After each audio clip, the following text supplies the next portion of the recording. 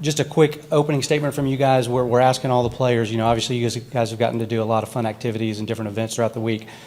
For each one of you, what's been the highlight of the week for you, the thing that you'll really take home that you're going to remember? I would say Family Feud, just because I'm so competitive, and, Family Feud. I grew up watching Family Feud. I always wanted to be on the show, so it was a good experience, just to be there. Yep. All right, Brock, what about you? I'd say just hanging out in the hospitality suite at the hotel. I mean, just playing ping pong, playing pool, and just hanging out with everyone. I've been beating them every time in pool, by the way. That's a lot. I'd say Family Feud as well. Just seeing those guys react as the game went on, and Georgia ended up winning that.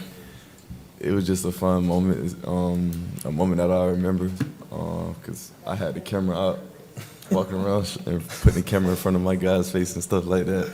So I'm definitely going to remember that moment, just seeing them smile and being able to enjoy themselves. So. Yeah, you guys were into it. That was a fun event. Okay, great. We'll go ahead and jump into questions. Raise your hand. We'll get a microphone to you. All right, my rock-solid star right here, front and right. Yeah, Broderick, a lot of really talented edge rushers. We've already talked about it a lot in here. How have you gone about studying them? What do they bring to the table? And I guess, is there any difference between 9, I think it's 44, and 32? I really don't try and just single out one specific player at a time.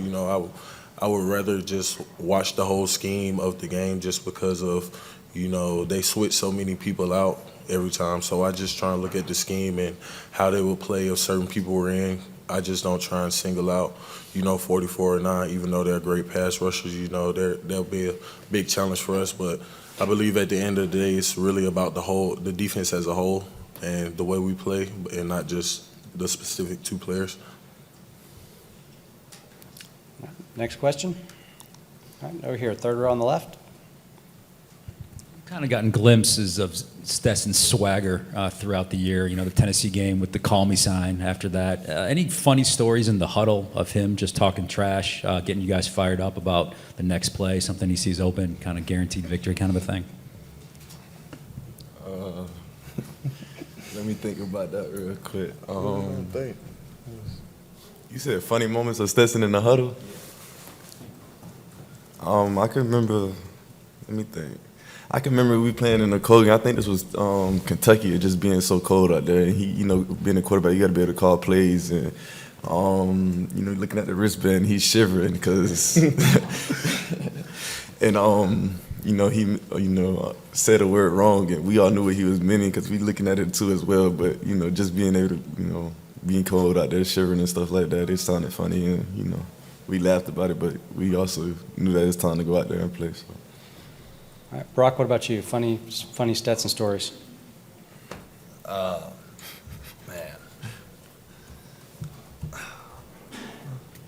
I can't really think of one right now. That was like the only one I was thinking about when he'd come to the huddle and be like, man, I can't even feel my hands right now. It's so cold. And, I mean, that was kind of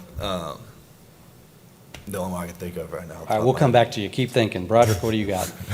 I really can't think of anything either. I ain't even going to lie. Man, I got not another. in the huddle, but Yeah. I can say, just like being around him, he's a very funny person, just in general, every day on a daily basis, like he's a great guy to be around, so. All right, we heard in the last session about his flip phone. What's going on with that? You said flip phone? Yeah, what's up with the flip phone? In the huddle, it's more serious. You can't say the huddle because we playing the game. We focus and stuff like that. But just being around him, as day to day, he's hilarious. The flip phone he got, we all question about it because he got an iPhone as well too. Still don't know why he got it. We don't know why he got the flip phone or where this came about, but he just walks around with a flip phone, or he's like our swagger. I say he'll go and throw on a Louis Vuitton duffel bag or anything like that, just to look like, I don't know, because he don't wear things like that. He's not into things like that. So when he do it, it's just funny and a funny moment. And the team loves it and laugh about it. So he's a character. Yeah, definitely. All right, back to football. Justin, get us on track, buddy. Hey, Brock, I was talked to you after the SEC championship game, and you said one of the challenges would be, last year you guys coming off a loss and had a really great month and really kind of drew on that loss to ramp you up into the playoffs? You said that would be the challenge. That was the last time I heard from you. How has the last month been, and where did you guys find that motivation that you had from a loss last year, and this year just coming in undefeated? Yeah, I mean, we had a drive just because obviously we're playing for a national championship, and that drive helped us. And also we they were because I mean, I feel like there wasn't really a dip in our performance at practice or anything, and we've just been working all month. So I feel good about our preparation and everything. Yeah, Brock, Brooks Austin with Dogs Daily. I'm just curious. We all know you're extremely versatile as a tight end at H. You play a little bit of running back as well. I guess, what does it require mentally to retain all the information that it requires to play that many different positions, and how long did it take for you to really absorb the full depth of the offense? Yeah, I think last year, like every single week they were putting in new plays, and that would kind of mess with my head a little bit. But and I was still scrambling last year, but this year I felt more like focused, and I mean just able to retain all that information, and it definitely helped being here for another year. And I mean, you eventually kind of like learn everything that's going on during the play just by doing it every time and just seeing other people do it. So that helped.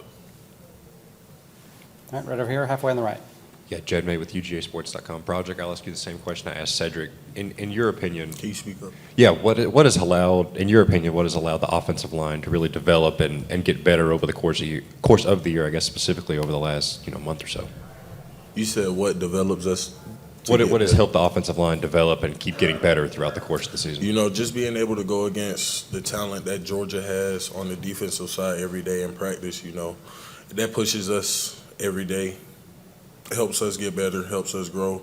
Just upholding the standard on the O-line, just being able to play as a unit and not as individuals. We really look at that more so of just, trying to play, like thinking about something else. We really want to be a unit and play for one. So I believe that's what it is. Next question. All right, back over here to Justin. Just for any of you guys who want to jump in, go back to Stetson real quick. He's obviously got great numbers throughout his starting career, but in big games, it's been pretty crazy. I mean, the playoffs last year, at LSU this year, he's got 800 passing yards, 9 touchdowns, no picks. What have you guys seen from him in those biggest of big stage moments? All right. Kenny, let's start with you. I just say how comfortable he is. Like he said, he done played in a lot of big time games, and he done seen it already. So just how comfortable he is to go out there and change the play call when we in the one, or get us out of different looks or protections or anything like that. It just helps this team a lot. It just shows how smart and how much of a leader he is, and how much he means to this team to be able to do things like that and help us be successful. So. All right, Brock. I'd say just his confidence going into it, and I mean the focus and the preparation and everything leading up to the game is just helps him a lot during the game. And I mean he just comes out and performs on the big stages, so that's really good for our team. So. Yeah, I will piggyback on what he said. Just like the confidence he brings within himself. Like he's very confident about his game, very confident about the game plan, and what Coach Monken has, implemented, just being able to showcase what he can do, being at the size he is, just being that way on and off the field. Like him, his calmness throughout the storm, he never lacks. So I could just say that. Zach. And for all you guys, it's not often you get to spend some quality time with a living legend. Just curious your takeaways last night with Andrew Young at the Ebenezer Baptist Church. He said Andrew Young. That's the coach. Being there to listen to them guys last night was definitely an experience I remember. Those guys have been through a lot, and for us to be where we at now, to say we can play with a different gender.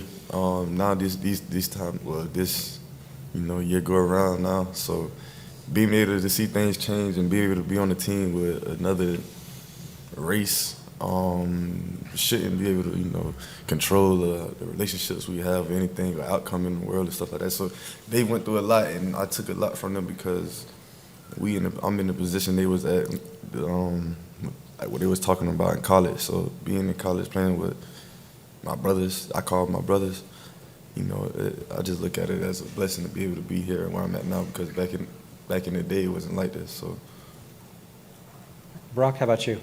Yeah, I mean, it was awesome just to hear his experiences and like he's been through a lot, and just to, to still be that sharp at 9 years old. I mean, it was pretty amazing to see him up there and talking and interacting with everyone. So yeah, it was definitely awesome to hear him talk about his life experiences and yeah.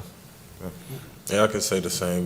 Just him being 90 is crazy. I would say that, and just him telling us stories. He told one story about Herschel Walker and how he had met Herschel Walker, and how he asked him how he could beat like someone in a race. I can't remember who it was. His sister, yeah. And he told him he had to do 100 push-ups, 100 sit-ups, and find a hill every night to run up and down. So, that was just a great moment, just listening to the stories and, how he came up and just learning more about what happened and what went on back in the day. It was a great experience just to sit there like live and watch him talk about his past events, what had happened in his life, live, because I was sitting in the front row right there, locked in, listening to everything he was talking about, so it was a good experience. All right, over here, back on the right side. Yeah, for each of you guys, Stetson was saying that Coach Monken has really helped him understand the game of football a lot more. I guess for each of you guys, how has Coach Monken helped you develop your understanding of the game of football over the last 3 years he's been here? I'd say Monken is a talented offensive coordinator, so he knows the way he take the game is so serious, and he knows things that I'll never think of. So just be able to pick his brain, even if it's running a route, picking up a block, footwork, anything. He just he give us little tics and nats and stuff like that we can carry on for the next level because he's been there, and that's somewhere we want to go. So just buying into and listening to what he's saying is definitely taught me a lot because he's been an offensive coordinator in the highest level and he knows what he's talking about. So I just listen to him. Yeah, I learned so much until I got here. Like in high school, I really didn't know anything about like what to look for and like on film and like opposing defense and everything. And then when I got here, he taught me so much about how to know if someone's coming on a blitz or what coverage they're going to, like pre-snap reads and everything like that. And just having the knowledge he has and being able to share it with us, it's just we got to listen to him just because he knows so much, and it definitely helps me a lot. Yeah, I would say the same thing Brock said. Just like with everything that he knows, it's hard just not to listen to what he has to say sometimes because he knows so much. He's been there, he's done that, at the next level. So, we're all trying to get there to the next level. So just being able to pick his brain and figure out things that you may have not known or you may have known, and he can give you a better understanding still just because he knows so much about it. And, picking his brain, just learning more about defenses, schemes, what they may do just based off what they look, just based off the looks that they give. So I believe that's a great thing for him to do, just being able to coach every position too. Like he doesn't just single out one position like quarterbacks. He watches the wide receivers, he watches the tight ends, he watches the O-line, and it's just great, just being able to get that coaching. Yeah, Brooks Austin with Dogs Daily. Broderick, question for you. Recruited by Sam Pittman, signed by Matt Luke, playing under Stacey Searles. What has the journey been like, first of all? What have you kind of picked from everybody? And talk about the year under Stacey and how you guys have, progressed. I don't look at that too much just because of so much of me being still with my brothers, Like that helps a lot, being with them, coming in every day ready to work. But at the same time, it's been a great experience, with all the coaches, being able to pick their brains. I really didn't get to play under Sam Pittman really, but just when he was recruiting me, I still was able to, get a couple of nuggets from him and, learn a little more. So I would say, and then Coach Searles, he's a great guy. He's a hard-nosed guy. So, he has an old school type coaching mindset. So it was a little difficult to me at first, but I'm getting used to it. And we have a great relationship. We may goof around a little bit, but at the end of the day, we get the job done. So. Right here. Hey guys, Maria Martin, 11 Alive here in Atlanta. This is for all three of you. Obviously, the last time you played was the SEC championship game earlier this month. That's a long time to not play a game from then until now. I'm curious what each of you have done personally to stay locked in and prepared, and how antsy are you just to play this game? Now I'm real antsy. I ain't even gonna lie, I'm ready to play. Just because I don't like sitting around waiting. I'm an impatient guy. I'm ready to get to the point. So. Just being up here in Atlanta, I'm from Atlanta, it helps a little bit, keeping me locked in with my team, my brothers, them, we may goof around a little bit in the hospitality room, beating them in pool. Look at him. I'll be beating him in pool. He can't beat me. But, just being able to, have fun with my brothers, it keeps us, a little bit motivated and, ready for the big day when it comes. So.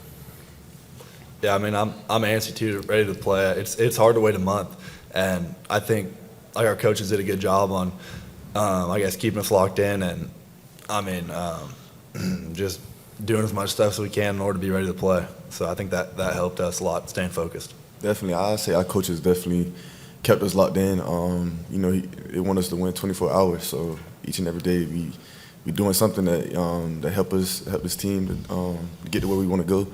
I say even when we had a little break home, guys still we wrote down things that we wanted to do that helped this team before we left, and I can just tell you what I wrote. I wrote that I was gonna watch film and catch 100 balls a day. So just being able to do those little things, and like the guys said, I'm ready to play too. It's not hard. It's hard to wait a month. So just doing little things like that, get back in football mode slowly but surely. I'd say that definitely helped us to keep us focused and dialed in for this game. Zach? Broderick, do you ever get jealous that Jalen gets to come in and play offense and look cool, and you guys always do the dirty work, and you never get to sack guys, hold up number one fingers, anything like that? No, man, I don't get jealous. I just, I come in ready to do whatever I have to do for the team, just like him. Him being a bigger body and being so dominant, having him behind me, it makes my job easier a little bit. I ain't even gonna lie, just because he can come through and maul people and make a hole. Like all the running back got to do is follow him, and it's a touchdown.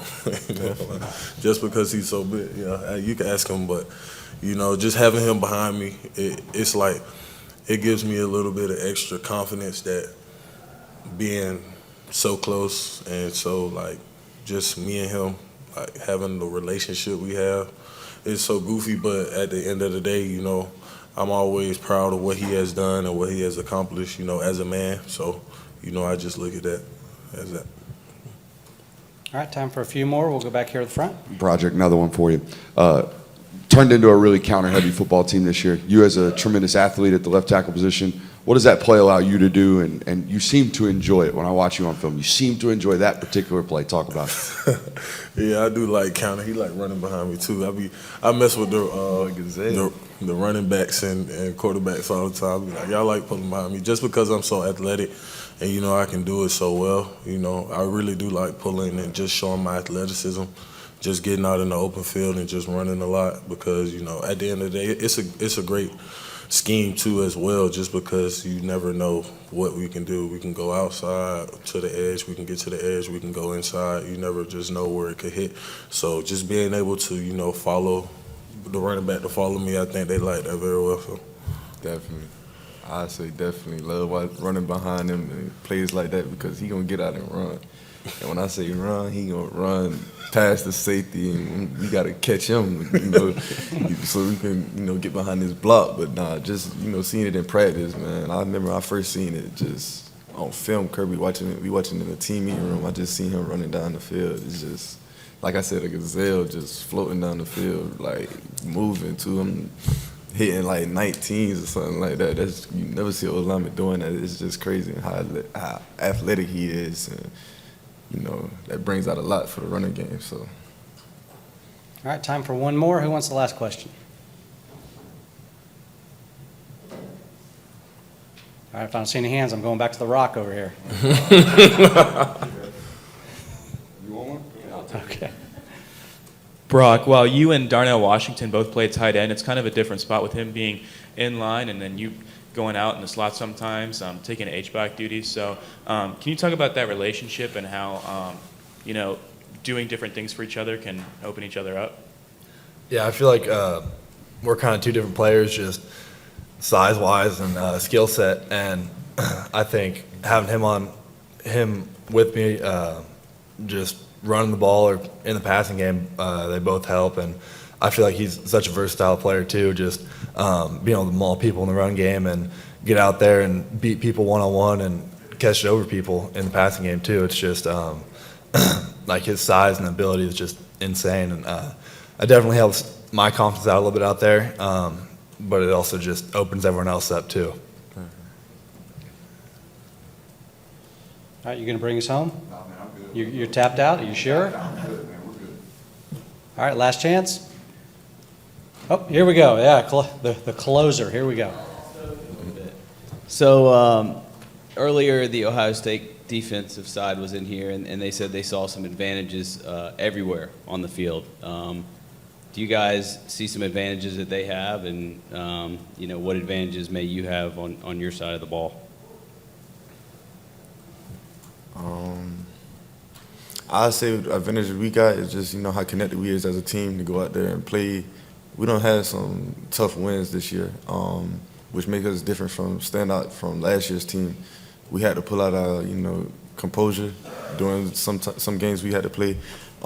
This team fought back. I believe it was down two touchdowns or something like that, and fought back and won. Just this team shows so much connection and resiliency.